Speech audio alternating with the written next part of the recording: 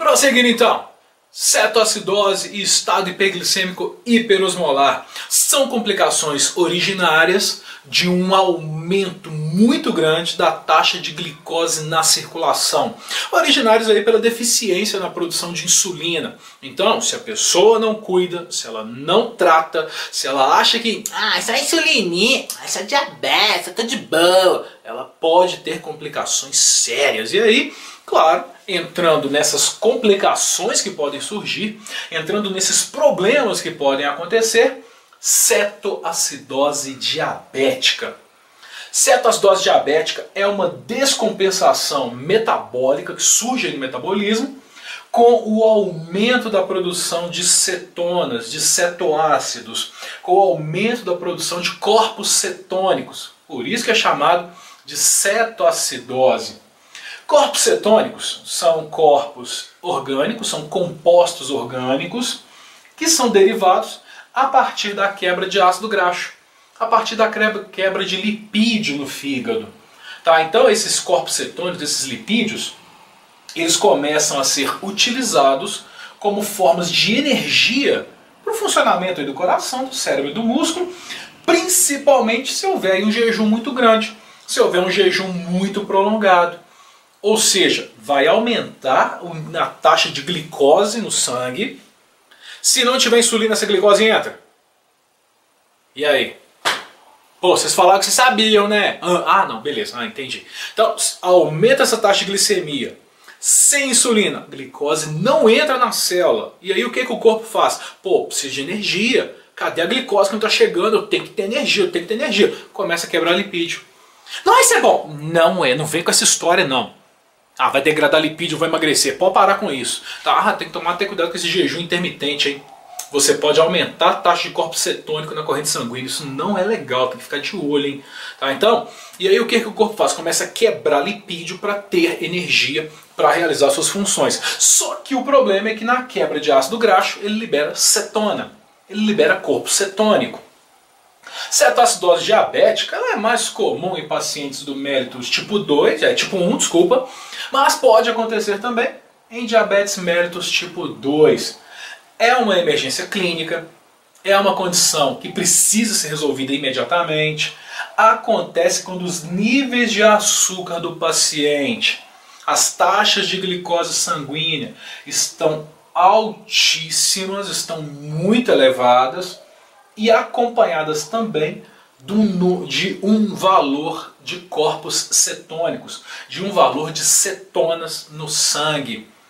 Tem a taxa de glicose que está muito alta, porque a insulina não está colocando essa glicose para dentro da célula, então aumenta a quebra de lipídio para gerar energia para a célula.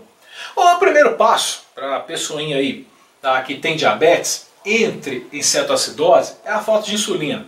Tá? Então, o que é essa cetona? De onde ela vem? Primeiro passo que tem, a pessoa já tem diabetes. Então a primeira função é, não tem insulina, pode gerar essa cetona. Quando existe falta de insulina, olha que bacana. Quando eu falo olha que bacana, eu falo para as questões de estudo e aprendizado. Tá? Porque para o paciente isso é péssimo, isso é ruim demais. Então assim, para a questão de estudo e aprendizado, a falta de insulina vai provocar duas situações ao mesmo tempo. Primeiro, nível de glicose vai aumentar, o nível de açúcar, glicemia alta.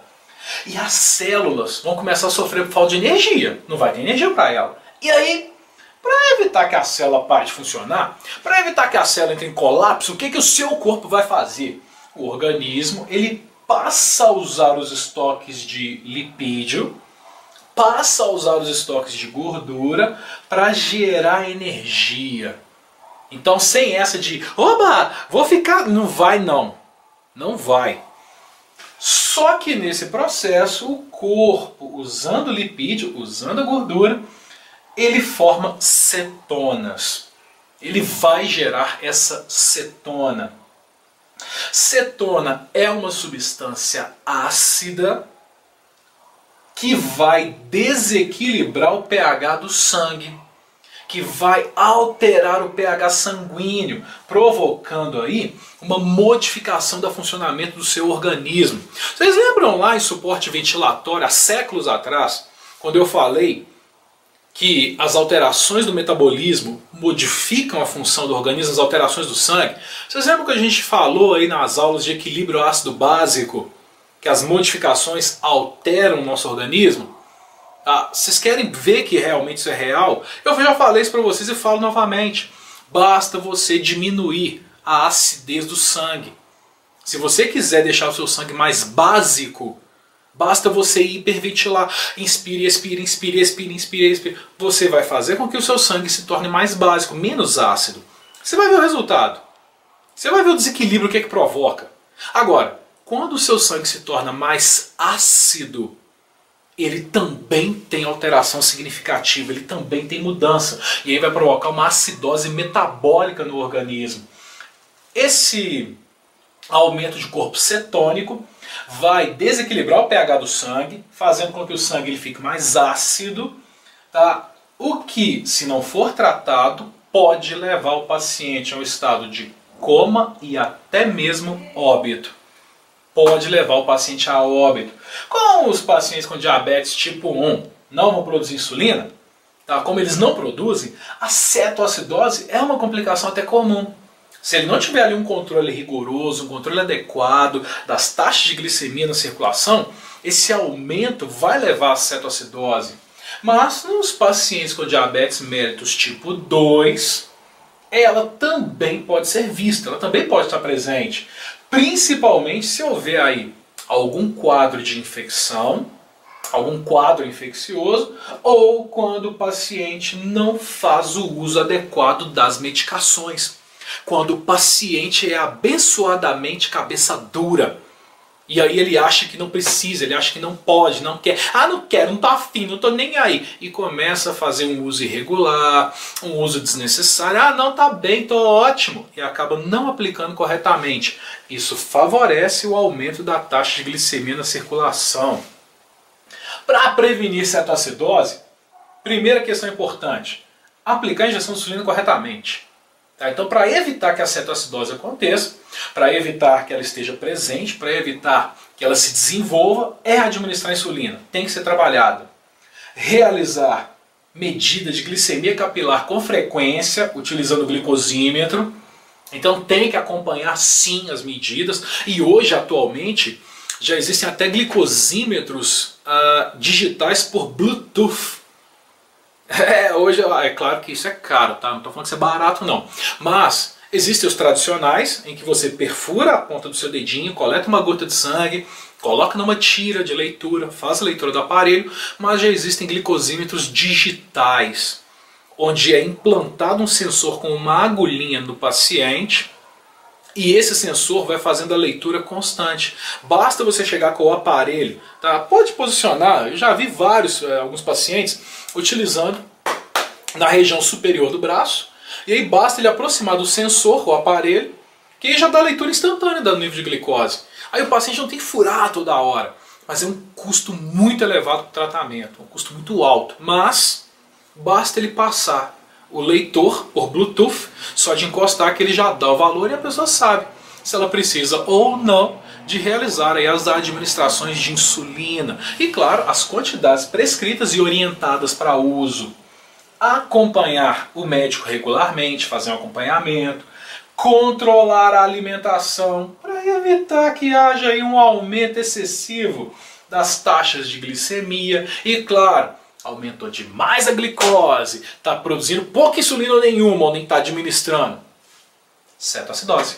Começa a quebrar lipídio, aumenta a cetona, aumenta o pH do sangue, acaba com o metabolismo, gera come e morte. Que legal, viu? Então se o cara não cuida, ele morre. Bacana, né? Então passa a cuidar. Em casos de sinais, quando a pessoa começar a apresentar ali boca seca, aumento desse volume de urina, quando a glicose estiver no nível muito alto, mal-estar, vômito, dor abdominal e o legal, hálito com cheiro de acetona. Um hálito, lembrando aí, tá, um odor de maçã podre. Significa que a cetona já está presente no sangue. Significa que a pessoa já está liberando uma grande quantidade de corpo cetônico. Então se chegou perto da pessoa diabética, está com aquele hálito de maçã podre, aquele hálito de acetona, é um sinal de que existe um número grande de corpos cetônicos na corrente sanguínea. E é importante que o paciente seja avaliado rapidamente, seja acompanhado o mais rápido possível. Cetoacidose diabética ocorre quando tem essa deficiência de insulina, que a gente já falou para revisar aqui, ó.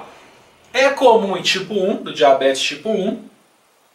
Diabetes tipo 2, tá? Se os níveis forem muito altos, o uso irregular de insulina ou associado a estresse, trauma, a infecções, distúrbios cardiovasculares, incidência vai ser variável da cetoacidose de acordo com o nível socioeconômico, cultural e, claro, costuma acontecer muito em pacientes jovens e em mulheres, tá? Pelas questões epidemiológicas. Agora, cetoacidose vai se manifestar com hiperglicemia, ela é presente, já começa a apresentar, e a glicemia acima aí de 250 mg por decilitro, tá? Já é uma possibilidade.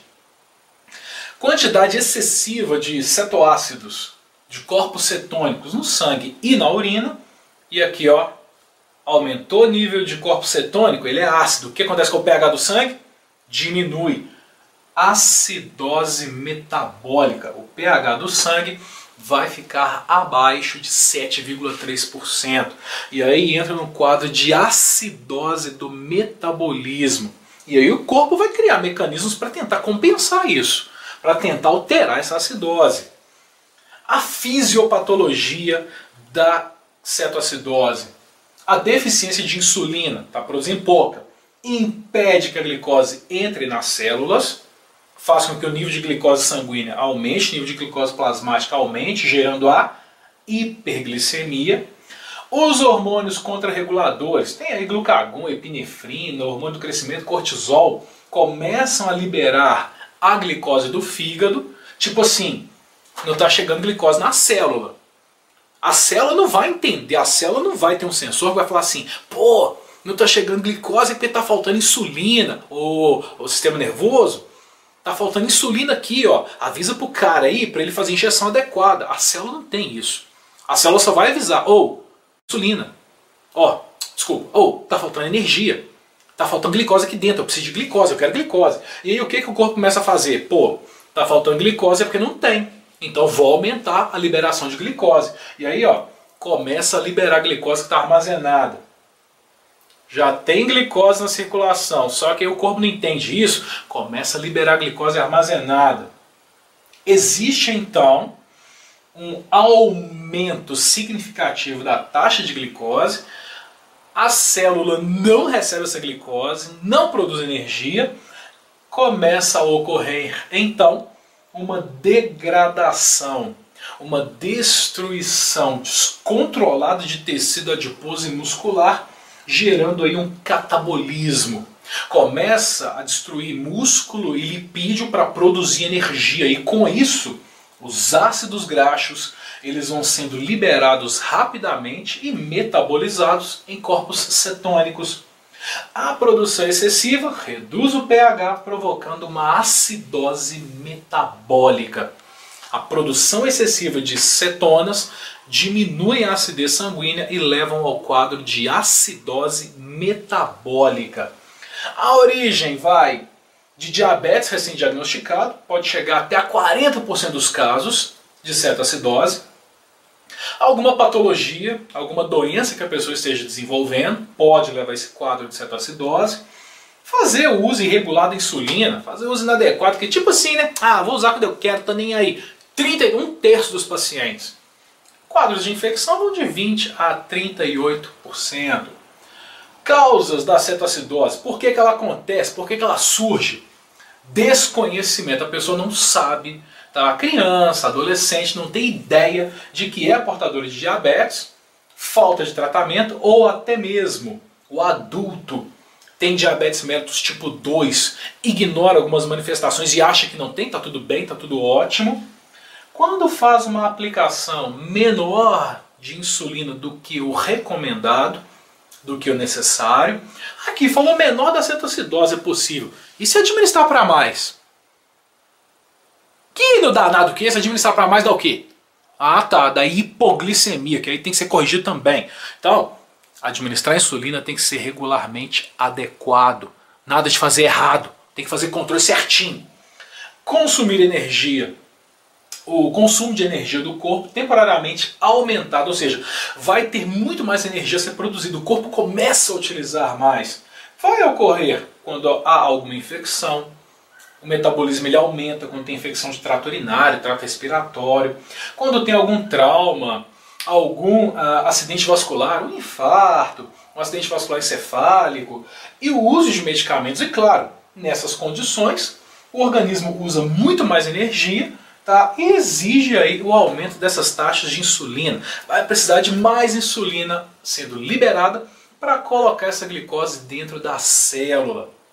Principais manifestações clínicas, PPP, a tríade, poliúria, polidipsia, polifagia. E aí, claro, agregado ao desenvolvimento, perda de peso, podem ter quadros de dor abdominal, vômitos, pode ter quadro de desidratação por causa aqui, ó, da poliúria. E claro, alteração do nível sensorial, alteração do sistema sensorial. Sintomas iniciais, câimbras musculares, rubor facial e fadiga. E claro, podem vir ainda o hálito cetônico por causa de quem? Ah, das cetonas, hipotensão e ainda estado de choque. Pela evolução da alteração metabólica, pela mudança do metabolismo, pode ocorrer aí o desenvolvimento de choque no paciente. O diagnóstico de cetoacidose é baseado tanto numa avaliação bem feita, numa anamnese e, claro, no exame físico. Tá? Então, se já tem uma notícia, já tem uma evolução para se saber, já tem uma tendência a desenvolver a questão do diagnóstico de uma cetoacidose.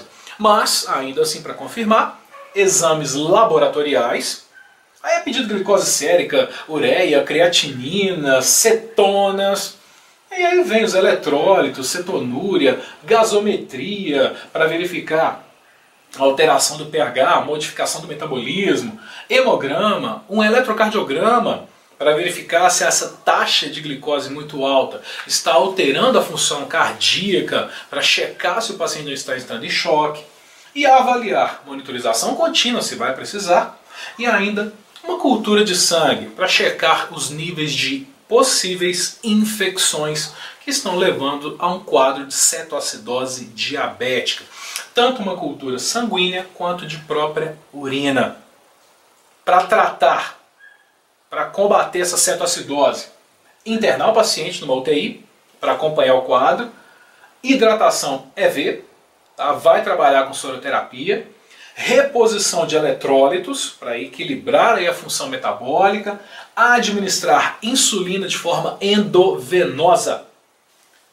Sim, insulina pode ser feita endovenosa sim, mas saca só, emergência, situação emergencial, tem essa possibilidade. Então, se te disseram uma vez que era só subcutânea, te enganaram, passaram uma perna, porque em situações emergenciais ela pode ser feita endovenosa. É claro que tem um tipo específico para isso.